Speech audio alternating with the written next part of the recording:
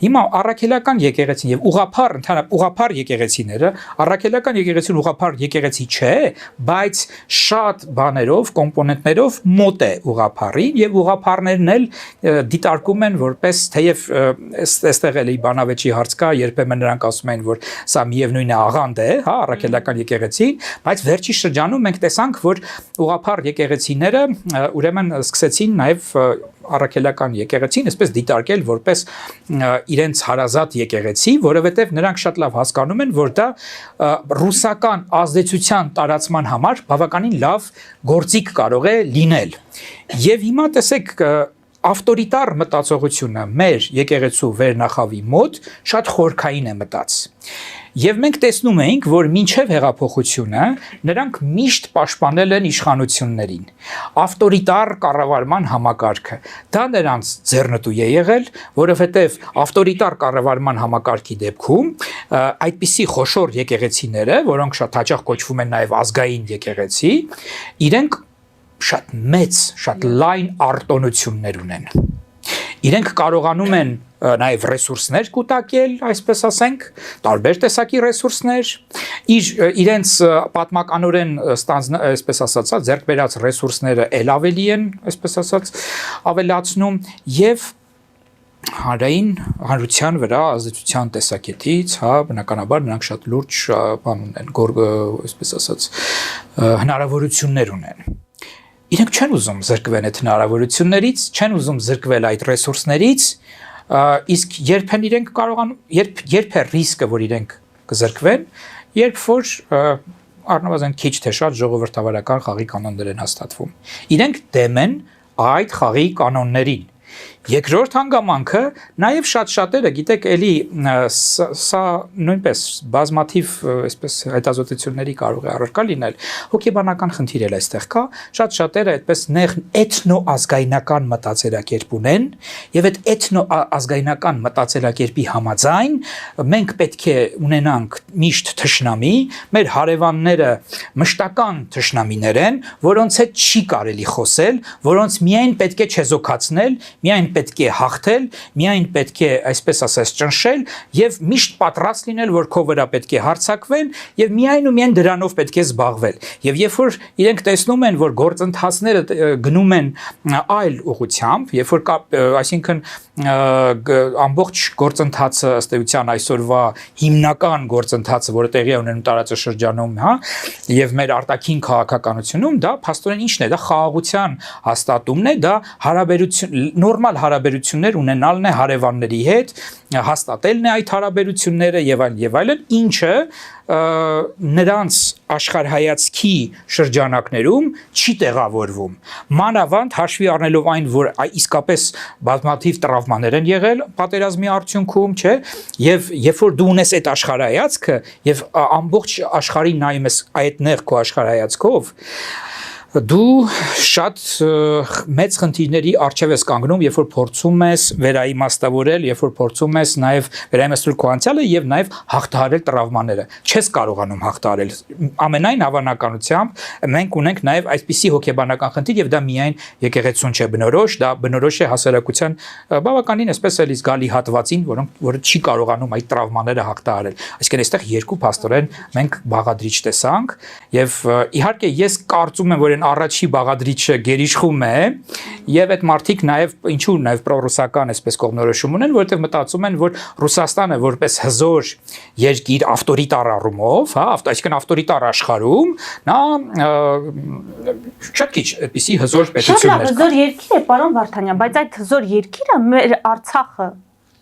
հանձնեց ուղղակի ադրբեջանցիներին։ Մեր հոգևոր հայրերը դա ինչպես կարող են չնկատել։ Եվ երկրորդը ձեր ասացից հարց բխեց։ Ասում եք,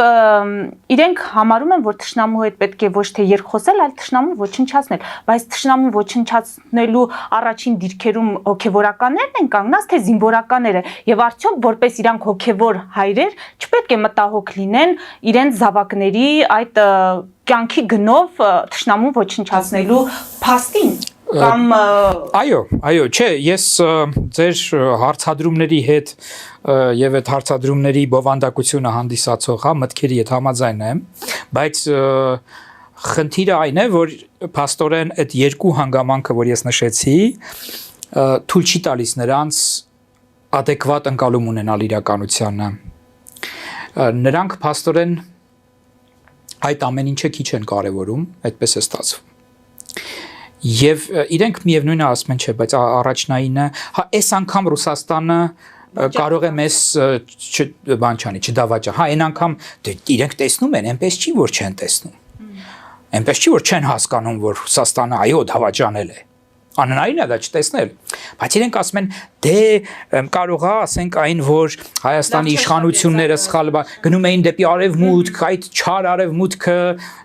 այո, իսկ պետք էր գնալ հստակ դեպի Ռուսաստան եւ այլն, այդ դեպքում ուրիշ կլիներ։ Այ հիմա դրա համար մենք մտածում ենք, համ էլ դե մի քիչ զբաղված է Ռուսաստանը, չէ, այդ բանը կարող են իրենք բերել առաջ այդ գաղափարը։ Եվ չկարողացավ, բայց այս անգամ կկարողանա, այս անգամ կաջակցի, այնուամենայնիվ մենք որպես այդ էթնիկ մտածողություն կրող մարդիկ, իրենք այդպես են մտածում, կարող ենք ավելի լավ դիրքերում հայտնվել, եթե Հայաստանը գնա դեպի Ռուսաստան, եթե ըստ էության, անկախ նրանից թե ինչ կարգավիճակով, կարող է լինել Ռուսաստան, Բելարուս միության անդամ, չգիտեմ, կարող է լինել գուբերնիա թեկուզ, իմ կարծիքով, եթե նրանք ասեն, որ գիտեք, այ դուք պահպանելու եք ձեր դիրքերը, որպես էթնիկ ազգային, այսպես եկեղեցի, ձեր ռեսուրսները պահպանելու եք եւ այլն, ռեսուրսների մասին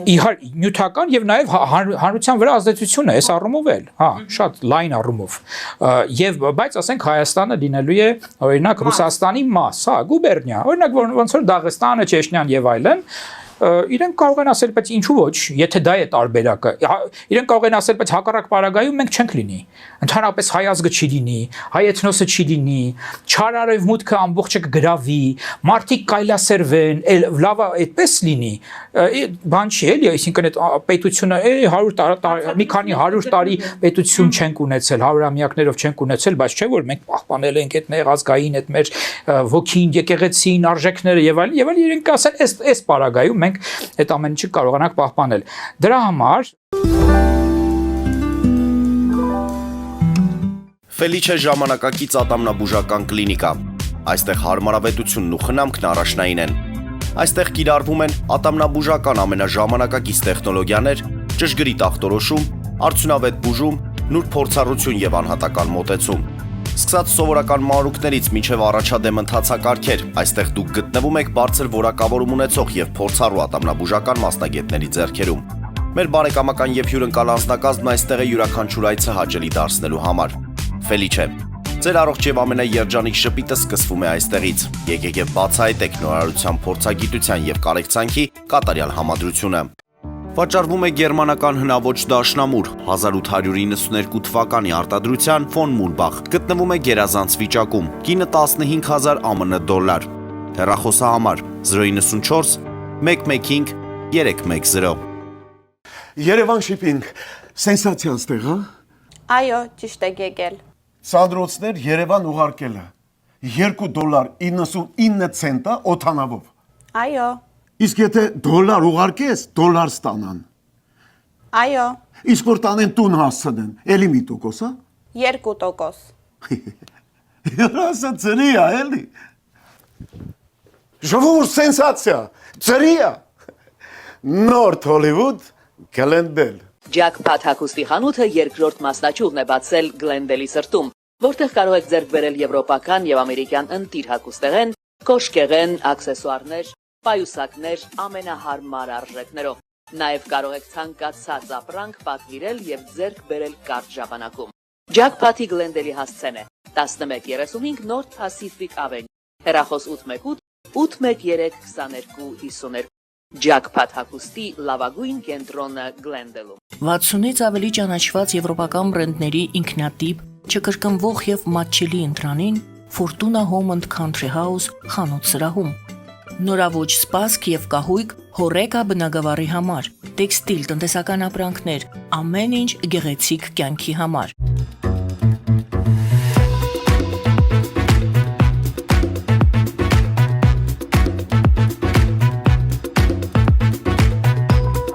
Արարատ ռեստորան, ընտանեկան եւ ընկերական ժամանցի լավագույն հասցե։ Սիրված արտիստներ, հյուրընկալ մթնոլորտ, հարուստ ճաշացան, անմահական խորտիկներ։ Արարատ ռեստորան, հասցեն անփոփոխ, սիրով սպասում ենք ձեզ։ Լավագույն պաղպաղակ, բնական, համեղ եւ մատչելի գներով պաղպաղակը կարող եք ձեռք բերել բոլոր հայկական խանութներում։ Պահանջեք հայկական պաղպաղակ, Թամարա պաղպաղակ։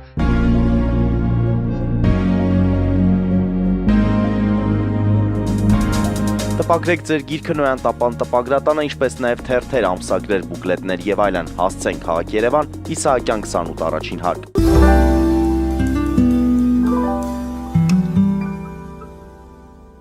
Դրա համար Փաշինյանը թիրախավորում է նրանց ուխտադրուժ լինել, օրինակ նույն արժեքների համատեքստում ցույց է տալիս, որ նրանք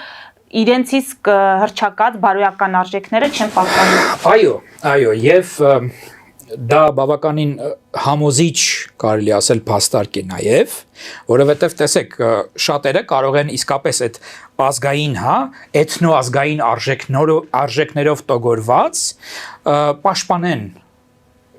այսօրվա այդ վերնախավին, հոգևոր վերնախավին։ Բայց երբ որ դու ասում ես, որ բայց կներեք, իրենք կարծես թե կեղծ են, էթնիկ ազգային էլ չեն։ Այսինքն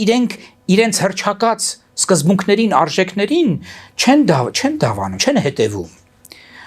Այս արդեն իսկապես շատ լուրջ կերպով սասանում են նաև այն մարդկանց վստահությունը վերնախավին, եկեղեցու վերնախավի նկատմամբ, որոնք ունեն ազգայնական մտածելակերպ, նույնիսկ թեկուզ եւ ավտորիտար մտածելակերպ։ Հասկանում եք, այստեղ չէ մի բան է, չէ, երբ որ դու ունես ավտորիտար մտածելակերպ, ազգայնական մտածելակերպ, այլ բան է, երբ որ դու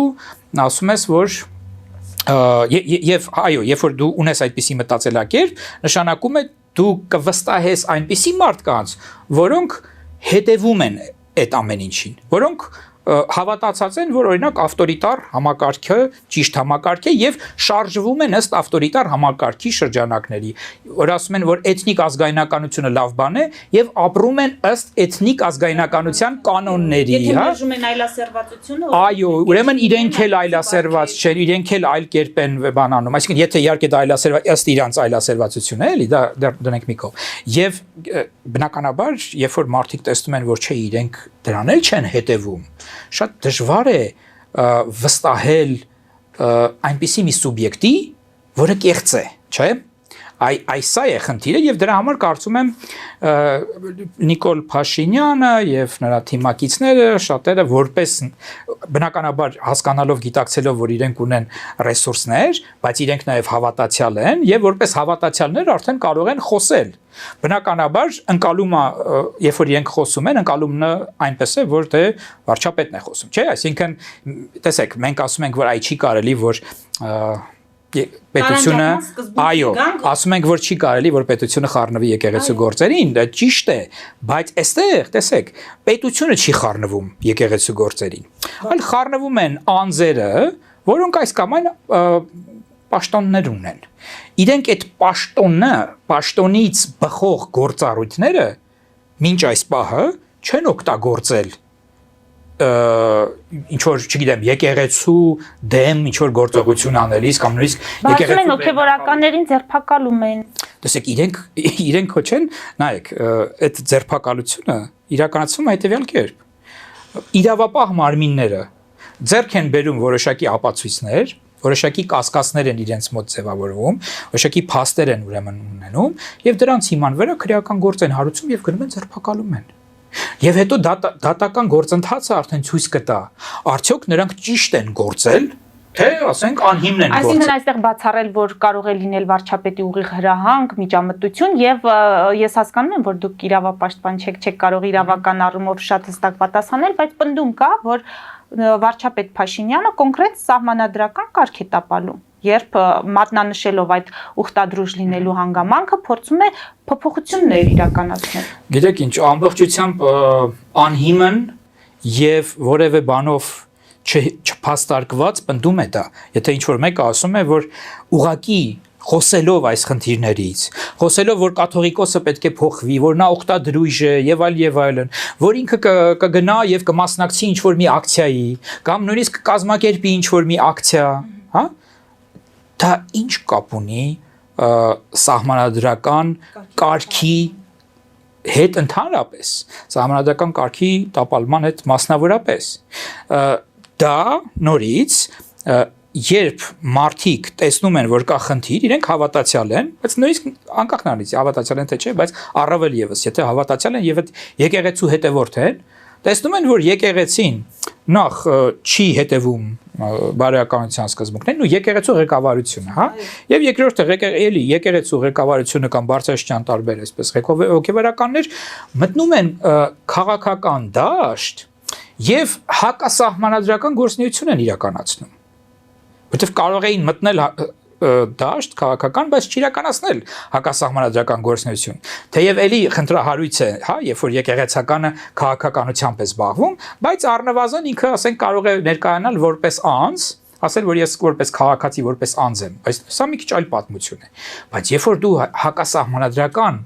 վարքագիծ ես դրսևորում, երբ որ դու հակասահմանադրական կոչեր ես անում, որտեղ ռազմական հեղաշրջում արդարացնելը կամ կոչ անելը, որ ռազմական հեղաշրջում պետք է իրականացնել եւ դա ճիշտ է, դա հակասահմանադրական, հակադեմոկրատական, այսինքն հակապետական հայտարարություն է եւ ոնց կարելի է դրան չարձագանքել, մանավանդ հաշվի առնելով այն հանգամանքը, երբ որ այդ կոչերը